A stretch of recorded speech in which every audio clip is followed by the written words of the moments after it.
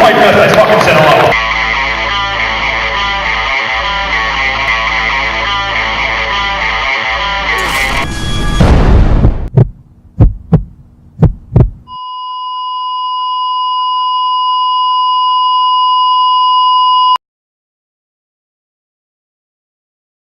Right, obviously a lot of you guys will know these people very well. Some of them are old friends of Fright Fest. The reason we're here today is we want to talk about American horror as it is right here, right now. Kind of if we're in a good place for horror, if we're in a bad place, how hard it is to get films made, if the audience is out there anymore. So let's start off with Hollywood horror. I know you guys are kind of outside that a lot of the time, but we'll start with Hollywood. On the one hand, there's a lot of films coming out that have been since Scream. The last 15 years, it seems quite good in terms of we've got constant product. But on the other hand, a lot of it is franchise, sequels, remakes. So, what's your version on this? Do you think we're in a good place, bad place? Shall we start with Ty?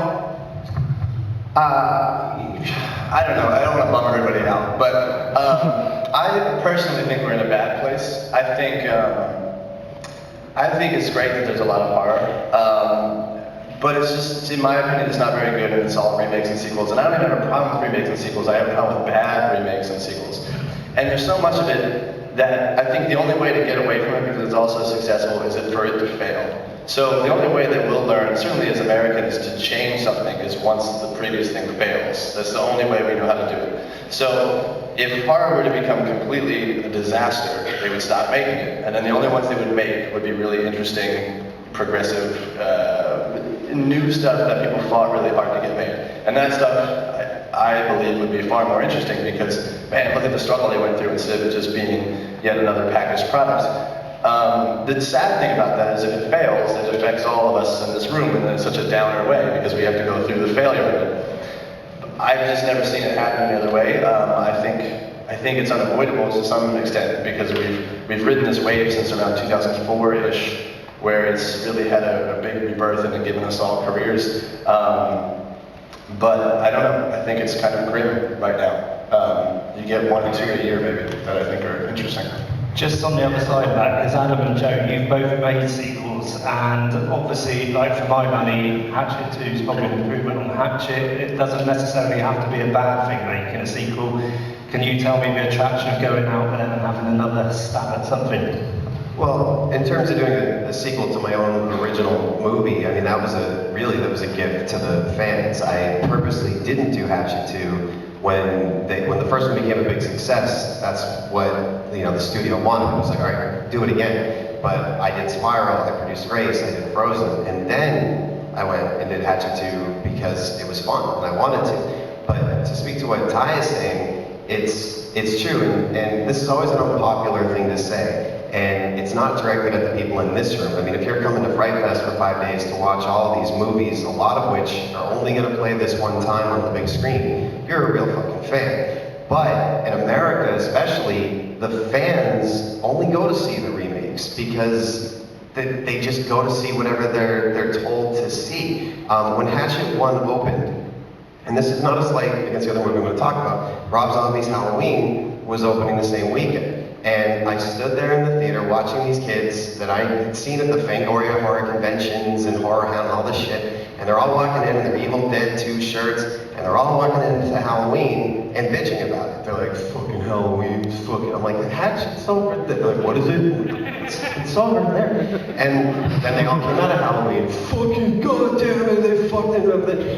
But then when Halloween 2 came out, oh, we're gonna go see Halloween 2, they go see the remakes. So what Ty's saying is true. Until it stops, Hollywood's gonna keep making it because there's no horror fans in Hollywood, the executives and stuff. If you reference The Shining or you reference it, they don't know it, they've never seen it. So it's a business model. And so you take this prepackaged title like Friday the 13th, you look at how much money it made, you get this TV star who has this much of a following, and mathematically that should translate to money, and it does. Then a movie like Let the Right One In comes out in America, nobody goes. So that's really the problem. But eventually, we've run out of remakes now, which is awesome. The other thing that happens is That too. Well, they did remake it, yes. Right away, they remade that. Hey, tomorrow you guys are gonna see a movie, and first thing in the morning I've already been approached to do the remake. Fucking thing isn't even out yet. the thing about you read in Variety every year the same article that says they're looking for the next Rosemary's Baby. There is no way they would ever finance such a movie. It is just so fucking tiresome. I have such a great story about that. So I met with a studio who will remain nameless. They wanted to do a movie with me, big movie. I pitched them my idea, and they said, "This sounds great. We want to do it. Can we call it Rosemary's Baby?" Now, there wasn't even a fucking baby in my movie. I mean, like, this had nothing to do with Rosemary's Baby. And I said, "But what?" And they're like, "Doesn't matter. It will open at 32 million." I'm like, "But then I'll never work again, and everyone will hate me." They're like, 32 million, Adam. I remember a time I actually interviewed Michael Bay around the time Texas Chainsaw Massacre was being rebooted by Platinum Dunes. And the first thing he said to me is, "Have you seen the original Chainsaw?" I said, "Of course." And he said, "It doesn't hold up, does it? It's really naff." Or words to that effect. And to this day, it's the biggest regret of my life. I didn't just walk out the fucking interview right there. God damn it.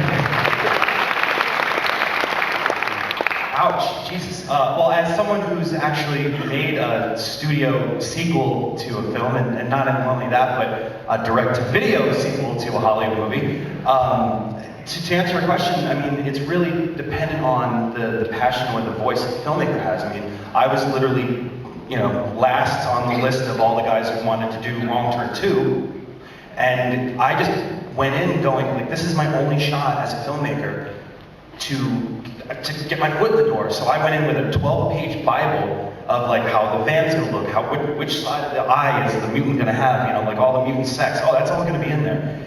But it was 20th Century Fox, and I'm going in with incest and entrails coming out of vaginas and going, I'm never gonna get this job. And they just go, can you do it on budget? Can you do it? Can you make your day? Yes, go do it.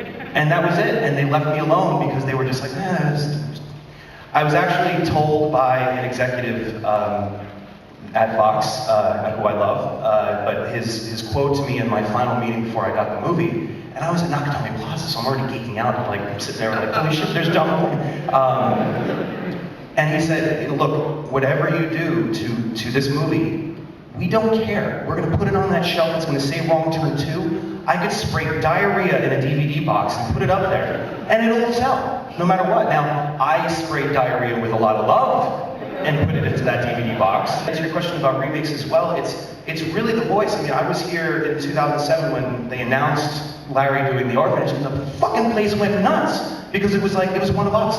It was someone who's going to take this film, which we just watched. We're all just sitting there going, oh my god, it's crazy. And they're like, we're gonna remake it. Oh shit, god damn it. But Larry's gonna do it. Oh, thank god. But it's so dependent on who you get as the filmmakers and who's part of it that really matters in terms of whether it's a sequel, whether it's a remake, but if they treat it like a foot in the door, then who cares? I think it's always fun to make an entertaining horror film. We all want to be entertained. We all have bullshit in life and we want to escape from that. But I think what's great is when we can find a story that has substance to it and then relate the genre. Right? Theater Bazaar was fun last night to see Doug Buck's film for that reason. I mean, very, very poetic little film, and I thought that it was so telling, and this girl experiencing death and understanding what death is for the first time.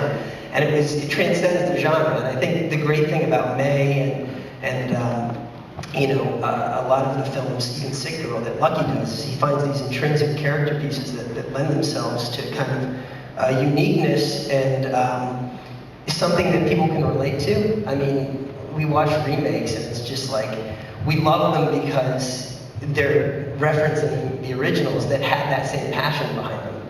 And somehow over the years, I think, studio executives think of dollars and cents like selling a Mercedes-Benz or BMW. And, man, I just want a fucking Beetle sometimes, or I want a fucking bike, and you can get a lot further on a bike or walking sometimes and see a lot more interesting things. And I think when we're walking through the landscape of making films, we have to find filmmakers that have the substance, and that's what gets people interested, I think, in financing. And at least it gives me the balls to say, you know what?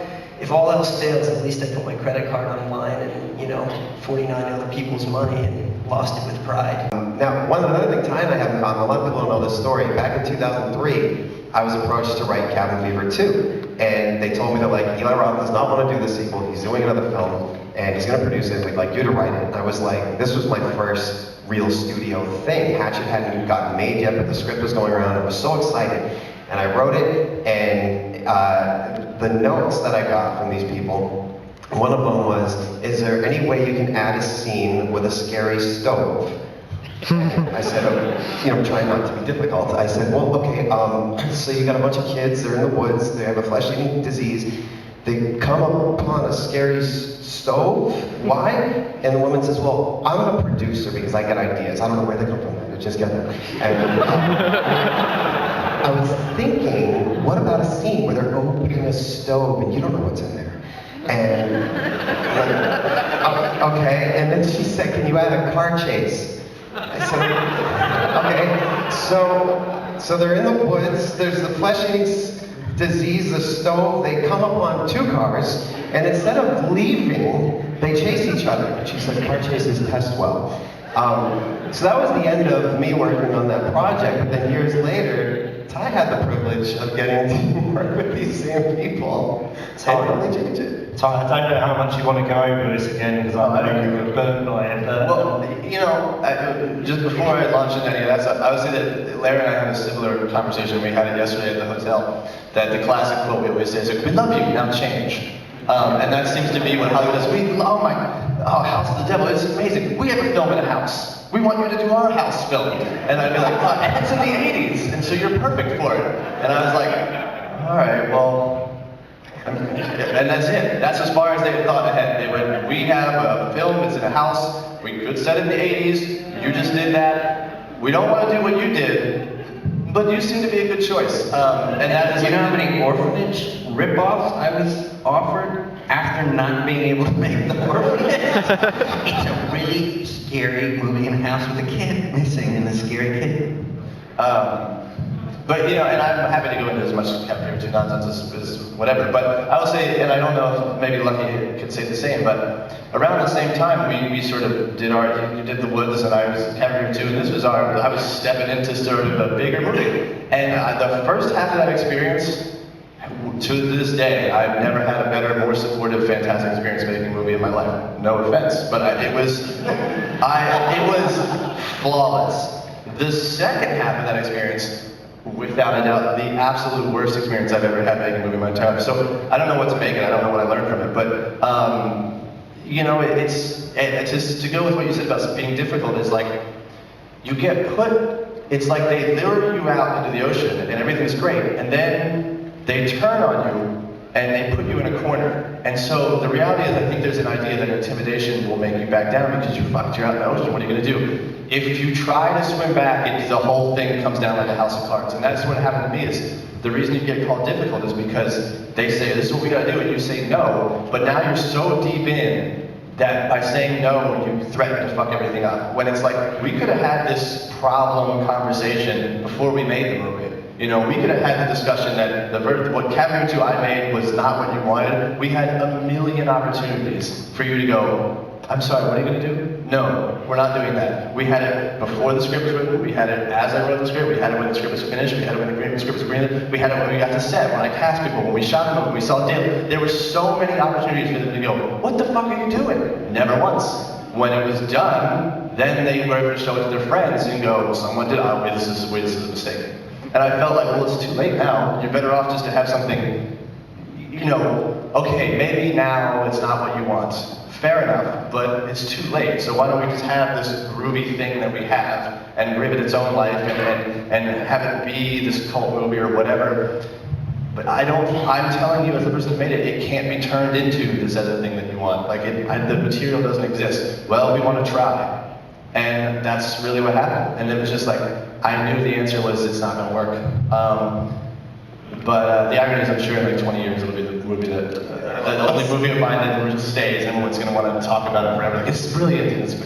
How much of today's horror do you think is actually about something that, if you go back to the kind of golden age of, let's say, 1968 to 78, that everyone always talks about, when you had your Romeros, your Cravens, your Hoopers, And all of these guys seem to tap into something, the feeling of the times, the social upheaval, and it kind of buzzed from every frame. It had something to say, disillusionment, despair. Do you think there's many horror films that really work on that level these days? Can I just mention, did anybody see the remake of Last House on the Left? I saw the end of it, and like, doesn't he put the guy's head in a toaster? A microwave? I mean, that was the stupidest thing I've ever seen. I was just like, what the fuck is going on? I mean, in the original, he chainsaws the guy, right? And it comes from a place. In this, I think everybody's left. Anyway, all I'm saying is that that's just fucking ridiculous. It's completely disconnected from the story, or at least the guy's a doctor. Maybe he should do some doctory thing. That's what I thought. All I'm saying is like, it really is like, let's have a man-eating stove in the forest. What the fuck is this? That was actually the script at one point. I believe Wes requested that stove to crush someone's head. Actually, I was up for The Last House on the Left. It was the film that I got asked to like pitch on right after I'd done Wrong Turn 2, and I mean, it was Last House on the Left. For me, as a kid, when I saw that, that was like sneaking that out of the mom and pop video store when I should have been getting Return of the Jedi. You know, it's like, dude, just come on, Last House on the Left. And he was totally like, yeah, dude, you're gonna love this. So I saw it and it fucked me up, you know, like seeing that and Spin in Your Grave and Cannibal Holocaust when I was a kid, and I was like, wait, you're remaking this? Holy shit. But the thing is, when you take the tropes of what Last House on the Left was at the time, the world was a lot bigger. There weren't cell phones. There wasn't, you know, this sense of, you know, you have to keep your kids at close at all times. And then, you know, when I went in on my pitch, I actually made like a trailer. I had this whole thing where the only way that you can make that movie like The Last House on the Left is if it happens in your own fucking backyard.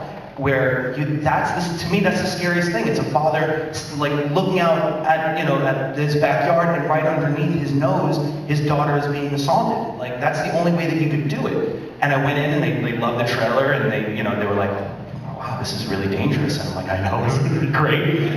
And then they went back into the woods. And I actually found out that I didn't get the job because it was like, you're gonna meet Wes, this is it. And I was like, holy shit, what's great? And I found out the day before my wedding that they're like, actually on a website, they're like, oh, and Daniel Iliadis is doing it. I'm like, fuck, I do. It's like, oh, God damn it. Exactly, and then Last House is a remake of The Virgin Spring. You know, that's what's so genius about it, is it was already a fucking remake, and Craven took that and put some hillbilly banjos and put the crazy cops and the biting off the cock, which Bergman missed out the first time on. But that's the thing, like, you know, if you're gonna do a remake, you have to make it something that is going to be palpable to today's fears. And being out in the woods, those girls were just fucking stupid. Like, and they had cell phones, you know, and then you do this whole thing where, wait, we're not gonna kill the girl now? So where's that sense of loss that the parents are supposed to have, where that bloodlust comes in? Now it's just like, oh, there's the kid from Breaking Bad. Oh, kick him in the fucking face. You know, that's not scary anymore. And then yeah, with the microwave thing, it was just like studio note. You know, it's like, we need something big. They didn't even need to be there, but that's kind of what the studios want to give you, because they think that's what you want. Just to give a sense of what really goes on between us is, I was up for Chainsaw remake and Wrong Turn. In the first Wrong Turn, I mean, they just same 7 guys and then they give it to the commercial director. They don't want us to make those movies. Well, have you ever noticed when the studios do big horror movies, for the most part, it's never a director that you guys have even fucking heard of. It's like they don't know what you guys want. And to speak to what Larry and Joe were just saying, the microwave note and stuff, they don't want to pick, they don't want to commit to something. And another remake that we can talk about is like Friday the 13th, the remake. You could have gone both ways with that. It could have been make it really scary or make it really campy. But they're too scared to pick a side, so they try to do both, and sometimes it doesn't really work. I dealt with that when I did Frozen.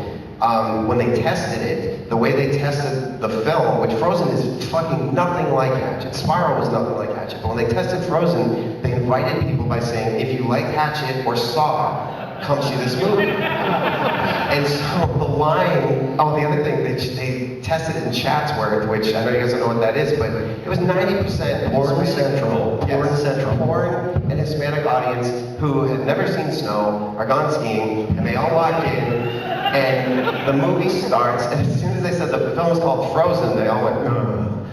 And they watched it, they loved it, the girls walked out crying, they were scared, they felt something, and then you get to the scorecards. And the three I'll never forget were the guy who made Hatchet is a fucking sellout and a faggot. The second one was bitch didn't even get her titties out. And the third one was no one got their head chopped off. Now, you're laughing. Cut to the studio meeting, me and all the fucking suits. Did you maybe shoot something where a bitch got her titties out? No.